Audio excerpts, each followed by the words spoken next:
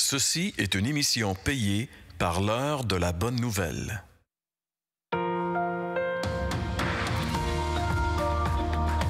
Suivant ce que nous ont transmis ceux qui ont été des témoins oculaires dès le commencement et sont devenus des ministres de la parole, il m'a aussi semblé bon de les exposer d'une manière suivie, excellent Théophile, afin que tu reconnaisses la certitude des enseignements que tu as reçus.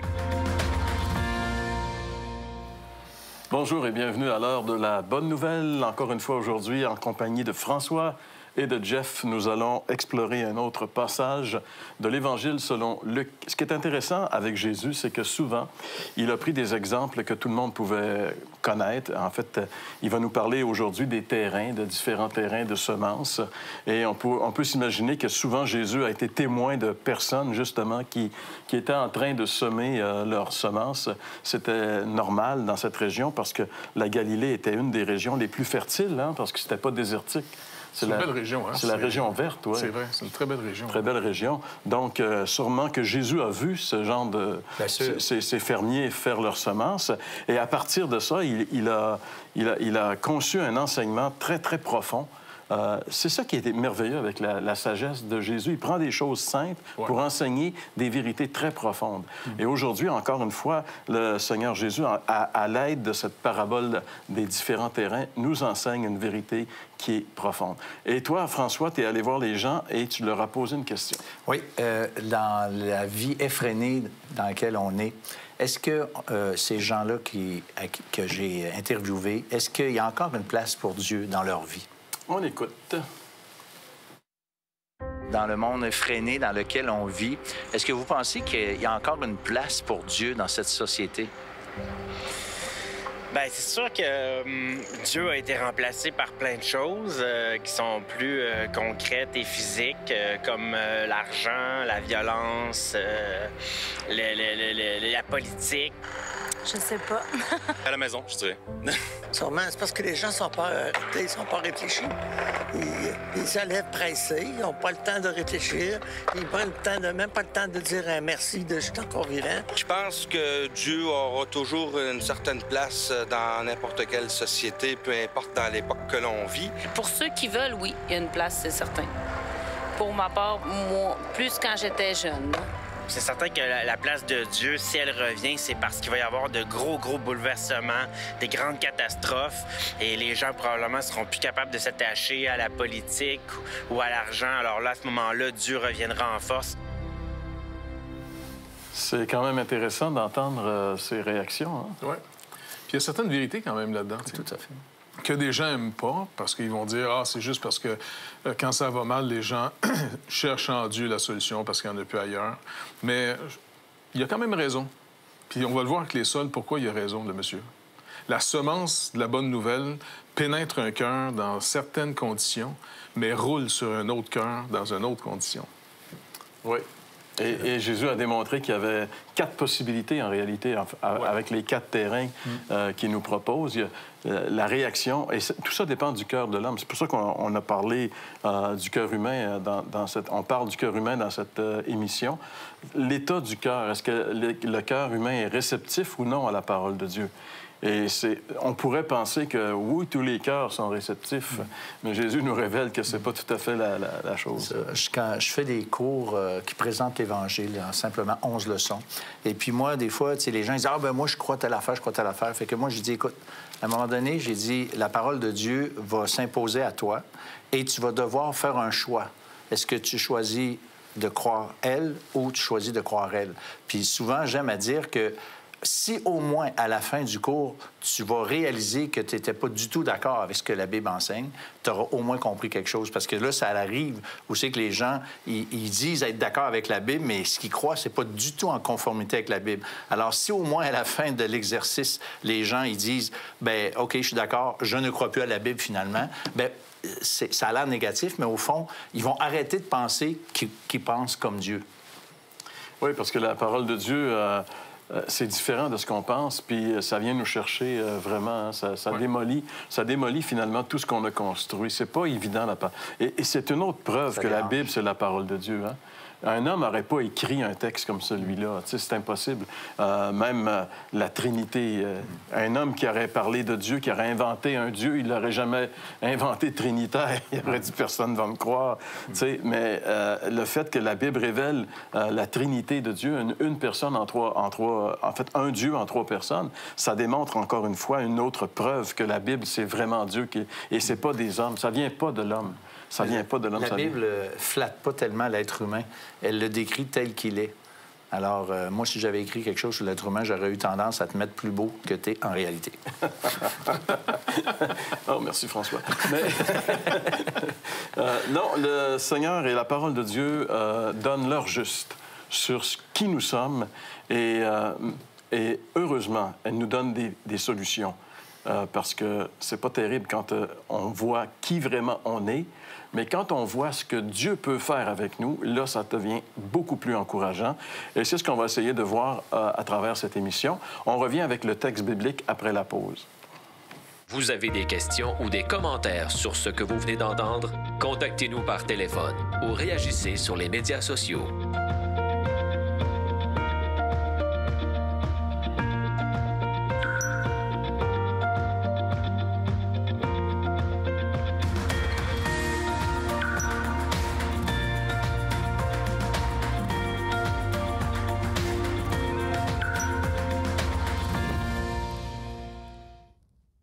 L'heure de la bonne nouvelle, en collaboration avec le Messager chrétien, vous offre gratuitement le recueil de méditation quotidienne La Bonne Semence. Pour en recevoir un exemplaire, écrivez-nous à l'heure de la bonne nouvelle, casier postal 25015, Trois-Rivières, Québec, G8Y0B5. Vous pouvez également nous joindre à info@hbn.ca ou par téléphone 1-866-509-1319. Alors aujourd'hui, nous lisons dans l'Évangile de Luc au chapitre 8, les versets 4 à 15. Une grande foule s'étant assemblée et des gens étant venus de diverses villes auprès de lui, Jésus dit cette parabole. Un semeur sortit pour semer sa semence. Comme il semait, une partie de la semence tomba le long du chemin, elle fut foulée aux pieds et les oiseaux du ciel la mangèrent. Une autre partie tomba sur le roc. Quand elle fut levée, elle sécha parce qu'elle n'avait point d'humidité. Une autre partie tomba au milieu des épines, les épines crurent avec elle et l'étouffèrent. Une autre partie tomba dans la bonne terre. Quand elle fut levée, elle donna du fruit au centuple. Après avoir ainsi parlé, Jésus dit à haute voix que celui qui a des oreilles pour entendre, entende. Ses disciples lui demandèrent ce que signifiait cette parabole. Il répondit, « Il vous a été donné de connaître les mystères du royaume de Dieu, mais pour les autres, cela leur est dit en parabole, afin qu'en voyant, ils ne voient point, et qu'en entendant, ils ne comprennent point. » Voici ce que signifie cette parabole. La semence, c'est la parole de Dieu. Ceux qui sont le long du chemin, ce sont ceux qui entendent, puis le diable vient et enlève de leur cœur la parole, de peur qu'ils ne croient et soient sauvés. Ceux qui sont sur le roc, ce sont ceux qui, lorsqu'ils entendent la parole, la reçoivent avec joie, mais ils n'ont point de racines. Ils croient pour un temps et ils succombent au moment de la tentation. Ce qui est tombé parmi les épines, ce sont ceux qui, ayant entendu la parole, s'en vont et la laissent étouffer par les soucis et les richesses et les plaisirs de la vie, et ils ne portent point de fruits qui viennent à maturité. Ce qui est tombé dans la bonne terre, ce sont ceux qui, ayant entendu la parole avec un cœur honnête et bon, la retiennent et portent du fruit avec persévérance. Voilà ce que le Seigneur Jésus a enseigné ici à partir d'un exemple courant, d'un exemple simple à comprendre, la semence. En fait, moi, là, la simplicité des exemples de Jésus, ils sont presque renversantes. Puis, tout le monde comprend que la semence, dans le texte ici, elle est toujours bonne, mais elle tombe dans des terrains qui ne sont pas nécessairement aussi bons les uns que les autres. En fait, il n'y en a qu'un sur les 4 qui donne du fruit. Ça, c'est la base de son exemple. Maintenant, ce qu'elle signifie, ce qu'elle veut dire, ce qu'elle dit, c'est une chose, ce qu'elle veut dire, c'est une autre chose. Et dans cette parabole, comme quelques-unes ailleurs dans la Bible, on voit Jésus qui explique la parabole. Alors ça, On n'est pas, j'allais dire, on n'est pas dans le champ. On est dans le champ ici, mais on n'est pas dans le champ par rapport à comprendre ce qu'elle veut dire parce que le Seigneur lui-même l'explique. Alors, on peut s'amuser là, dans les 4 différents terrains là, que le Seigneur dit que c'est le cœur humain, le cœur qui reçoit ou reçoit pas, ou reçoit d'une façon plus ou moins différente, là, la Bible, la semence de la parole de Dieu. On a l'explication que Jésus donne parce que les disciples lui ont demandé. Ben oui. Ils n'avaient pas compris, eux non plus. Que signifie? Pourtant, c'est simple, on dit c'est simple, mais ça prend une clé pour comprendre. Exactement. Si la parabole n'est pas ouverte, on ne comprend rien, on est comme les autres. C'est ça. On a des indices quand même pour essayer de comprendre le contexte, parce qu'il faut revenir dans le temps. Quand Jésus raconte cette parabole, d'abord, il la raconte à la foule qui était là. Il va donner à haute voix l'explication, dans le sens de l'histoire, pour dire après avoir ainsi parlé, Jésus dit à haute voix que celui qui a des oreilles pour entendre, entende. Toujours une drôle de phrase, cette affaire-là. Il me semble qu'on a toutes des oreilles pour entendre. Mais on oublie. Non. Parce que c'est ça. Non. On ne veut pas entendre. Il ne faut pas oublier que Jésus parle dans une dispensation particulière. On est dans le temps de la loi. On est dans le temps, finalement, où est-ce que les gens ont été éduqués pendant plus de 1000 ans sous la loi, quasiment 1500 ans. Donc, à partir de la loi de Moïse. Il y a des sentences, parce que c'est une alliance avec des conditions, mais aussi avec des promesses. Donc, où tu fais juste comprendre les règlements, mais tu ne comprends pas finalement pourquoi ça t'amène aux promesses. Donc, Israël, dans toute sa rébellion continuelle, sont un peuple rebelle et contredisant à la parole de Dieu. Et bien, finalement, quand Jésus arrive à son époque, s'il donne cette petite phrase, que celui qui a des oreilles pour entende. Maintenant, ça fait référence à où, ça, dans la Bible? Ésaïe, chapitre 6. Exactement. Ésaïe, quand il y a cette révélation, il est sûr qu'il est perdu lui, avec comme le reste du peuple. Le Seigneur va dire, tu sais, ton péché est expié. Il va dire maintenant, qui ira pour nous? Dieu dit ça, qui va parler pour nous? Et puis Ésaïe, envoie-moi, tu sais. Et là, il lui dit tout de suite après, ils entendront. Ils vont entendre, mais ils Vas-y, mais tu vas parler à un peuple au fond rebelle. Tu vas leur parler jusqu'à ce qu'ils se ferment les oreilles. Et il va y avoir un jugement sur ce peuple. Ils ont des yeux pour voir, mais ils verront pas. Ils vont avoir des oreilles pour entendre, mais ils n'entendront rien. En d'autres mots, ils ne vont pas saisir les évidences que je vais mettre devant eux. C'est un jugement qui est sur cette génération. Absolument. Il y a un jugement. Tout à fait. Donc ça, c'est pour enlever l'idée, encore une fois, que Dieu est tellement bon, qu'il est bonasse, et puis on peut faire ce qu'on veut. De toute façon, c'est pas grave, tout le monde va être sauvé. Cette génération-là, il y a peu de gens qui ont été sauvés, et pourtant, aucune génération dans toute l'histoire de l'humanité a eu une visite aussi intense que... Je dis, tu donc, il y avait quoi dans les oreilles pour rien entendre? Il y avait quoi devant les yeux pour rien voir? Ils ont vu des milliers de guérisons, ils ont vu des résurrections, ils ont vu des gens avec des esprits de possession qui étaient fous-braques être délivrés d'un coup. Je dis, ils ont tout vu. Et puis, ça n'a rien donné au bout. Sinon, à la chambre haute, quand Jésus est parti, il y en avait 120. On a ici une autre prophétie d'Ésaïe, une autre prophétie de l'Ancien Testament qui se réalise à l'époque de Jésus. Ouais. Parce qu'en réalité, c'était 7 siècles plus tard que la prophétie d'Ésaïe s'est réalisée. Jean, en fait, conclut l'essentiel de son évangile, au chapitre 12, en disant malgré tant de miracles que Jésus avait fait, personne n'a cru parce que c'est ici qu'elle s'accomplit la prophétie d'Ésaïe. Tu sais, ils entendront, ils ne comprendront pas, ils verront, puis, etc. Exactement. Fait que déjà, ça, c'est une clé ici pour se mettre dans le contexte. Il parle à une foule qui donne l'impression d'y croire, qui donne l'impression... C'est pour ça que souvent, moi, je me suis toujours demandé qu'est-ce qui est arrivé... En tout cas, je peux juste parler pour chez nous au Québec, là. Qu'est-ce qui est arrivé au Québec qui a finalement peut-être 20-30 ans, les églises étaient pleines. Et là, une vingtaine, trentaine d'années plus tard, on vend les églises pour faire des condos et des restaurants. Qu'est-ce qui est arrivé à une population qui avait... Moi, j'étais petit, j'allais à l'église, mes parents allaient à l'église, tout le monde allait à l'église. Puis moi, je pensais que c'était normal, tu sais. Mais qu'est-ce qui était arrivé entre-temps? Ça a pris juste 2-3 chanteurs, une couple de propagande, et puis des bonnes erreurs, finalement, qui étaient dévoilées pour que ça devienne une très bonne excuse pour dire « on n'en veut plus ». Donc, quand je regarde cette génération, puis je regarde ma génération présente, ça nous ressemble énormément. Donc, dans lequel des sols on se retrouverait en tant que population, je parle du manière générale. C'est ça, mais il faut y aller justement parce que l'Évangile, on s'entend, s'adresse pas juste au grand peuple, mais elle s'adresse à des individus. Ouais. Et ces individus-là, mettons, le premier terrain, pour moi, ce sont des gens où il semble que le Saint-Esprit n'a pas labouré, où c'est des personnes qui sont pas troublées par leur péché, ils ne sont pas troublés face à la mort, face à l'éternité. Ça, c'est un peu ce qui correspond pour moi, au premier terrain, où qui est cette semence, littéralement, ça dit le diable vient et enlève la semence. Autrement dit, on reçoit l'Évangile, on l'entend, mais on ne la reçoit pas ça, dans le sens que... Ça, c'est la première catégorie. La deuxième... C'est comme des gens... moi, je marche ma vie, puis je m'occupe pas de ça. Indifférence. Indifférence. Ah, ça, c'est un bon mot, Jean-Pierre. Indifférence. Le deuxième mot... J'en ai... juste... Il nous a donné des beaux mots tout à l'heure. Le deuxième, c'est inconsistance. C'est ça. Pourquoi? Pourquoi? Ben, lis le verset, tu vas voir. C'est que la semence, donc tomber dans les endroits, moi, je l'ai appelé un auditeur superficiel. Et lui, il est comme quelqu'un qui dit tout le temps oui à tout. Tu sais, c'est nouveau. Ah, ouais, c'est bon. Ah, moi, ça m'intéresse. Et puis après ça, il réalise qu'il y a une incidence. Il y a des incidents.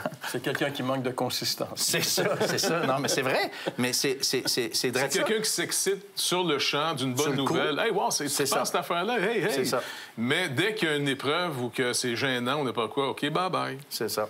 Puis ton troisième mot, c'est quoi? Inconstance. Inconstance. Ça, c'est des gens qui manquent pas de sincérité, mais ils manquent de profondeur. Parce que ces gens-là, il y a des éléments qui arrivent autour d'eux. Même Luc va dire les plaisirs du monde.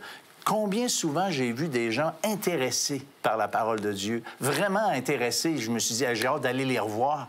Et quand j'y retournais, les mauvaises herbes avaient pogné et ça avait étouffé qu'est-ce qui avait été semé là. Parce qu'il y a trop de bonnes choses qui leur arrivent dans leur vie. Ça va bien. Ces gars, il dit ici, c'est par rapport au plaisir de la vie. Ils ont des plaisirs, ça va bien dans leur vie. Ils ont de l'argent. Tu sais, dans le sens, ça va bien. Écoute, je suis désolé, j'ai pas le temps. Ma business me demande tellement de temps, j'ai pas le temps. Mais oublie, à ma retraite, je suis là. Moi, combien de fois j'ai entendu ça, cette affaire-là? À ma retraite, j'arrive. Ben oui, c'est ça. Tu vas prêcher dans les foyers de personnes âgées, puis il dit « après ma mort ».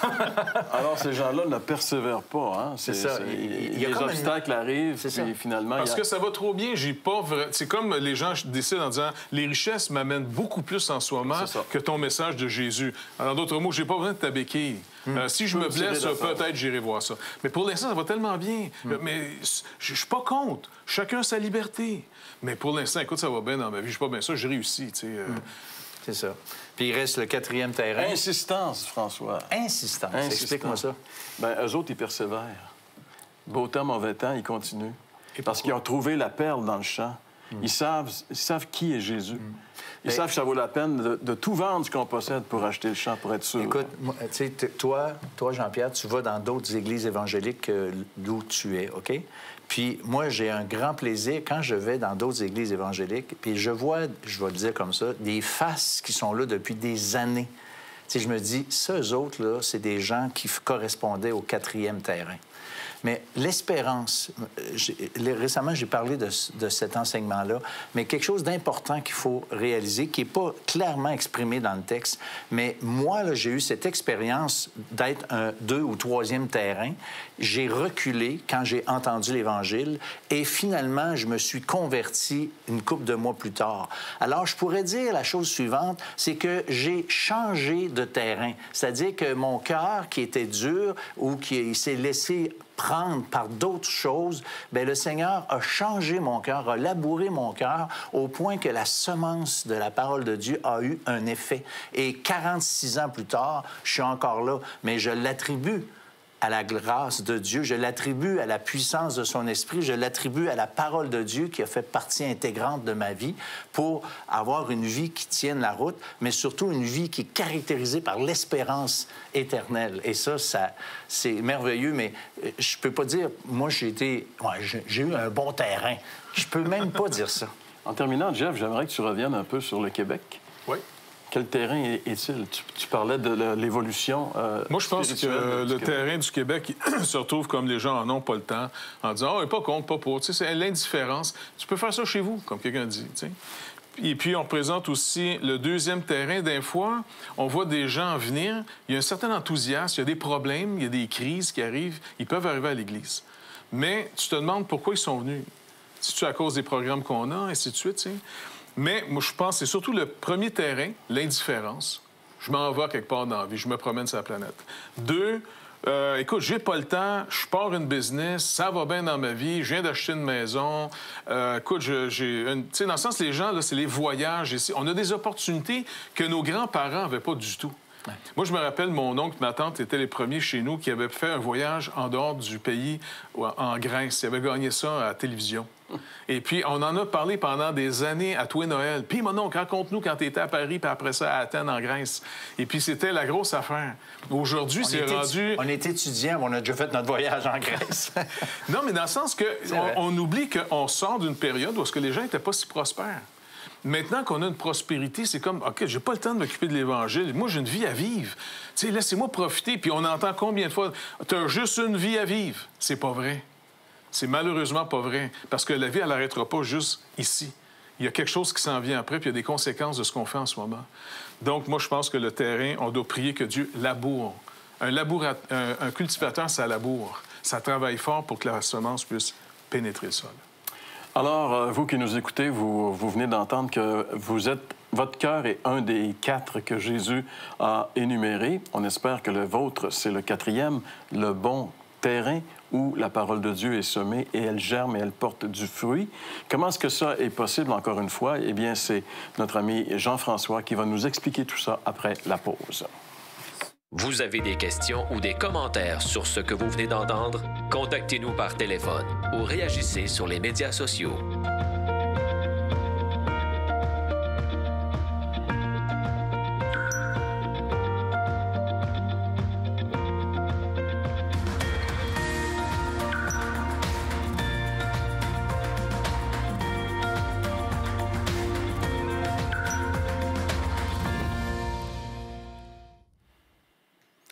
Effectivement, comme Jean-Pierre vient de le dire, il y a une terre dans votre cœur, puis vous entendez la parole aujourd'hui. Donc, qu'est-ce que Jésus a dit dans cette parabole-là est en train de se produire maintenant.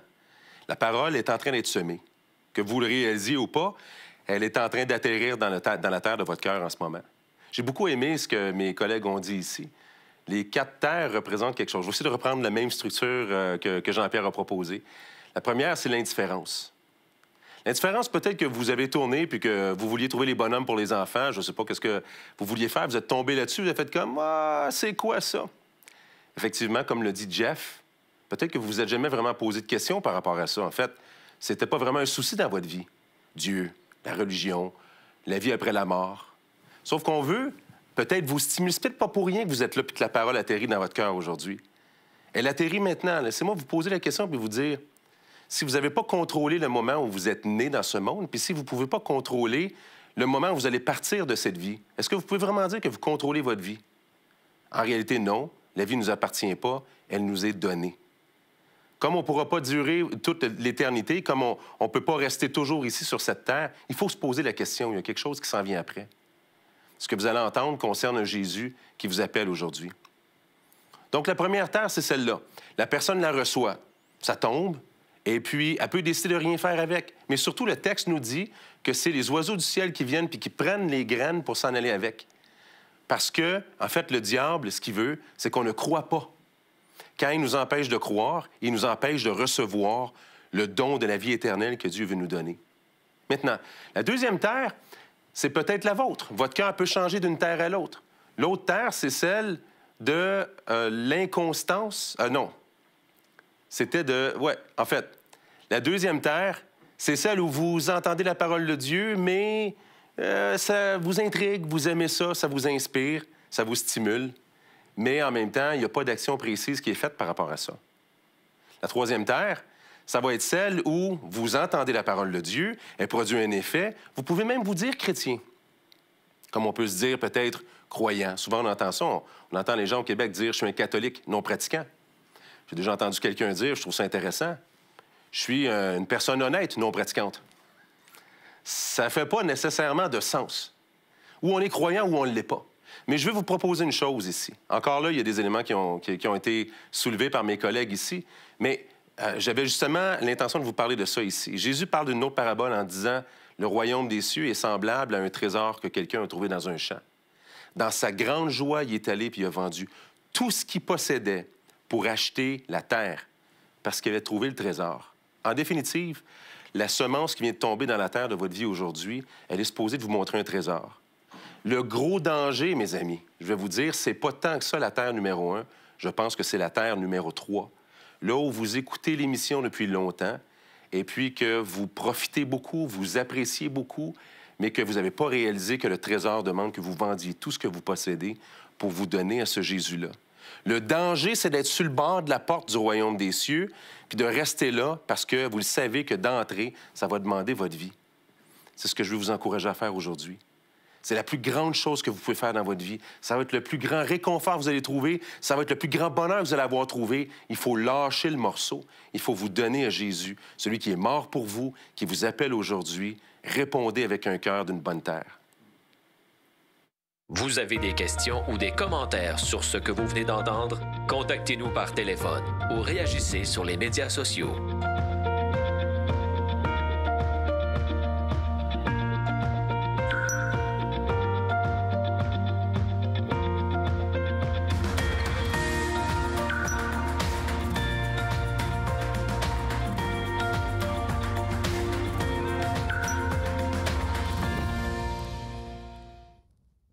L'heure de la bonne nouvelle, en collaboration avec le Messager chrétien, vous offre gratuitement le recueil de méditation quotidienne La Bonne Semence. Pour en recevoir un exemplaire, écrivez-nous à l'heure de la bonne nouvelle, casier postal 25015, Trois-Rivières, Québec, G8Y0B5.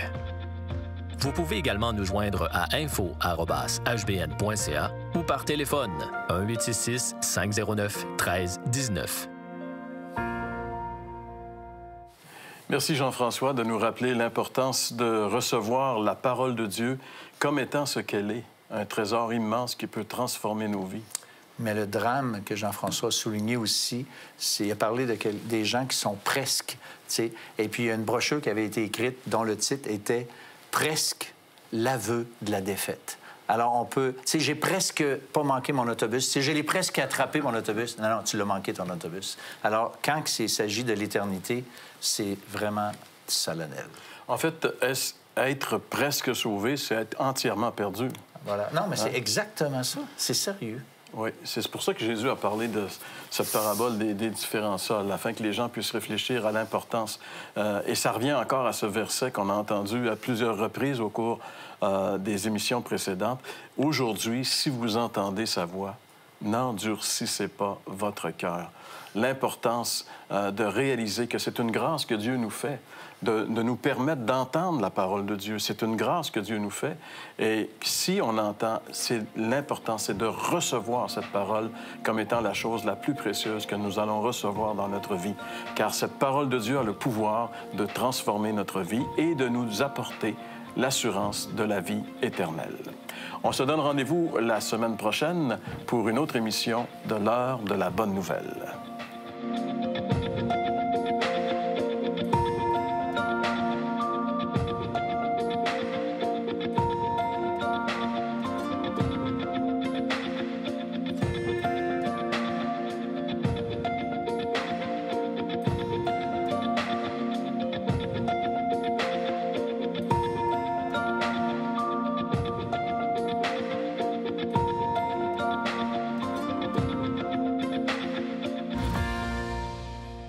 Ceci était une émission payée par l'heure de la bonne nouvelle.